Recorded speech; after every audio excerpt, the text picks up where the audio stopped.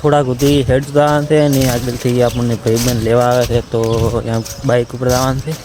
આવી ગયો હેલ્મેટ લીધું છે જેમ કે સેફ્ટી યાર હેલ્મેટ તો હોય તો ભાઈ હવે બાઇક લઈને આવે છે તો આપણે ખટકાવાનું છે સીધું નડાબેટ.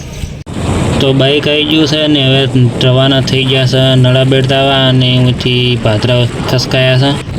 નડાબેટ હોયથી 70 થી 80 કિલોમીટર જેટલું થાય છે એટલે બાઇકને પૂરેપૂરું ખેંચવું પડશે એવું લાગે છે. એક તો રસ્તો પૂરો બેકાર છે અને ટ્રાફિક પણ ખૂબ છે એટલે આરામથી હેડવું પડશે અને ટાઈમસર પહોંચી જઈએ તો સારું.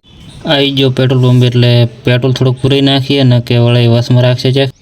પેટ્રોલ પૂરાઈ રહ્યું અને બાઇકને થોડુંક સાઈડમાં પાર્ક કરી દીધું અને થોડાક રેસ્ટ થઈ જાય, પાણી પીએ. અને આ રહ્યું બાઇક છે આપણું સ્પ્લેન્ડર પ્લસ, કાળો ઘોડો કહો તો ચાલે. બાઇકમાં થોડોક પેટ્રોલ નાખીને હવે આપણે જવાનું છે થરાજથી આગળ વાવથી હોઈ ગયું. તો ચલો ચલતે હે આપણા મંજિલની તરફ. બાકી થરાજ આવો એટલે આપણે રોડનું કામ નવું ચાલુ થશે, પૂરો 4 વ્હીલ બને રહ્યો છે અહીં તો. એમાં હમણાંથી થરાજ જિલ્લો બને છે એટલે વિકાસ તો ખૂબ જ થવાનો જ છે. મારો પહેલો વ્લોગ છે એટલે થોડોક સપોર્ટ કરતા રહેજો, સબસ્ક્રાઈબ કરી નાખજો ચેનલને. આગળ કોઈક બોર્ડ દેખાય છે, વચ્ચે શાનું બોર્ડ છે, એ બાજુ જાય રસ્તો આપણે ભાળતો નથી આગળ, પણ આ બોર્ડના ભરોસે આપણે ચાલ્યા હતા. બાકી આ છે થરાજ જિલ્લો કહેતોય, તાલુકો કહેતોય. એક બાજુ જોધપુર જાય છે, એક બાજુ શામખ્યાલી જાય છે અને આ બાજુ હાથસોર જાય છે. આગળ બાઇક જાય છે એટલે થોડું ધ્યાન મેળવવું પડશે.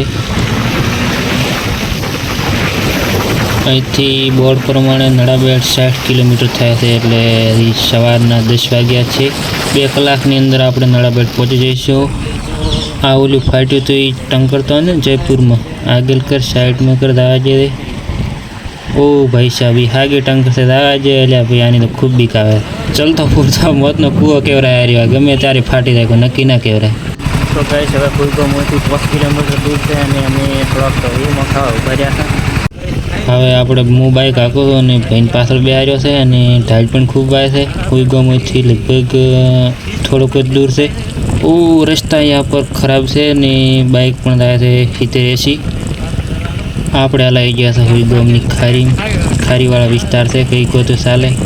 કોરીમોરી બાવળિયા ઊભા છે, પાણી પડ્યું છે, થોડો ફટ દેખાય છે, કોઈ ભરાતું નથી અને આપણે બાઇક લઈને જરા છે. તો ફાઇનલી આપણે નડાબેટ પહોંચી ગયા છે અને અમે લગભગ ગેટ ભરાઈ રહ્યો છે નડાબેટનો. અને સૌથી પહેલાં કરી લીધા નળેશ્વરી માતાજીના દર્શન, તો જઈએ છીએ અંદર દર્શન કરવા. દર્શન કરી લીધા અને અહીંયા કુલદીપ ખૂબ જ સુંદર રીતે બનાવેલ છે. સ્વેટર ઉતારી દીધું કેમ કે ગરમી લાગતી હતી. અહીં તમે ભીડ પણ જોઈ શકો છો, ડોહાન ડોસ્યું દર્શન કરવા અને આનંદ માણવા પણ આવતા હોય છે. આમાં નાનો છોકરો રમવા જેવી વસ્તુ પણ ગોઠવેલી છે. તો ફાઇનલી દર્શન થઈ રહ્યા છે ને હવે આવવાનું છે આપણે નડાબેટ બોર્ડરે.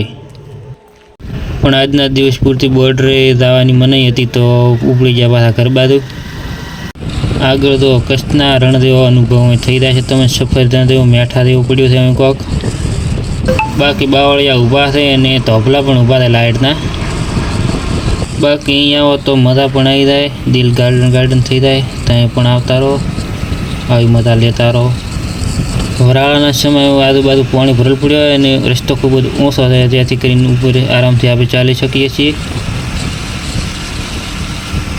આપણે તો ખાલી આવો નજારો દેખવા જ આવ્યા છે એવું લાગે છે, બાકી નજારો ખૂબ જ સુંદર છે, તમે જોઈ શકો. અને ચેનલ પર નવા હોય તો ચેનલને સબસ્ક્રાઈબ કરી નાખો, બે આઇકન દબાવી નાખો.